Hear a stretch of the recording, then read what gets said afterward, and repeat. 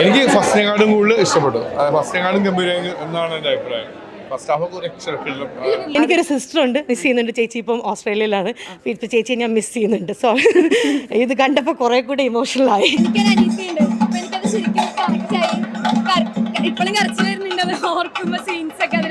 ഞാൻ വാഴും വാഴ പറമ്പിൽ നിൽക്കും വാഴ യുവർ ഒൺലി വാഴ കൊലച്ചാൽ ലവ്ലി വാഴ.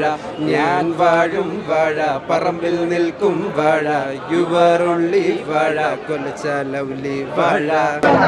എനിക്ക് ഫസ്റ്റിനെക്കാളും കൂടുതൽ ഇഷ്ടപ്പെട്ടു. ഫസ്റ്റിനെക്കാളും ഗംഭീരം എന്നാണ് എൻ്റെ അഭിപ്രായം. ഫസ്റ്റ് ഹാഫ് ഒരു രക്ഷയില്ല. അതുപോലെ ഈ പഴയ ഫസ്റ്റ് ഹാഫിൽ കുറേ പോർഷൻസ് ഒക്കെ വന്നിട്ട് കൂടുതലും ഞങ്ങളുടെ കാലഘട്ടത്തിൽ വീട്ടിലെ ആൾക്കാരില്ലാണ്ടാവുമ്പോൾ സിനിമ കാണാനുള്ള പ്ലാനും ഇങ്ങനെ ഗെറ്റ് ടുഗദേഴ്സ് ഒക്കെ പ്ലാൻ ചെയ്തു. അങ്ങനെ കുറേ ഫസ്റ്റ് ഹാഫ് നമുക്ക് നമ്മുടെ ഭയങ്കര ഒരു നൊസ്റ്റാൾജിക്കായിട്ട് ഫീൽ ചെയ്യും. അതെനിക്ക് ഇപ്പോഴത്തെ പിള്ളേർക്ക് അത് എത്രമാത്രം റിലേറ്റ് ചെയ്യാൻ പറ്റുന്ന അറിയില്ല, കണക്ട് ചെയ്യാൻ പറ്റുന്ന അറിയുന്നില്ല. ഞങ്ങൾക്ക് അടിപൊളിയായിരുന്നു. ഞാനോ ഒന്നുമില്ല, എല്ലാ സ്റ്റേജിലും ഞങ്ങൾ പോയിട്ടുണ്ട്. അപ്പോൾ സോ അങ്ങനെ പ്രത്യേകം പറയാനൊന്നുമില്ല.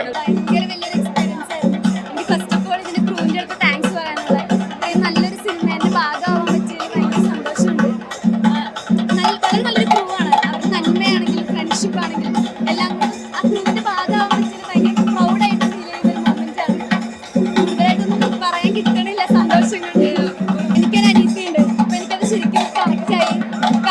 ഇപ്പോഴും കരച്ചു വരുന്നുണ്ട് അത് ഓർക്കുമ്പോ സീൻസ് ഒക്കെ.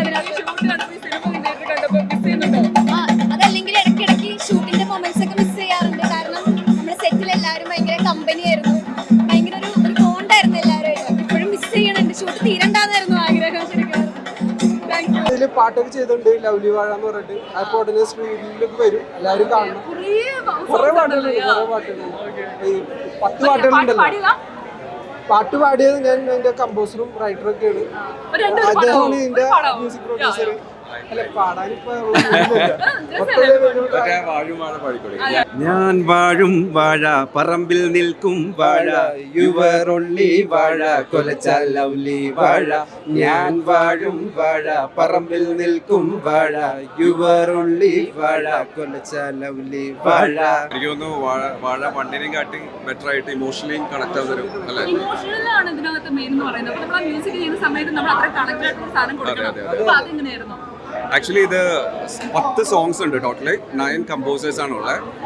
പിന്നെ ഇതിൻ്റെ മ്യൂസിക് സൂപ്പർവിഷൻ ചെയ്തിരിക്കുന്നത് അങ്കിത് മേനോനാണ്.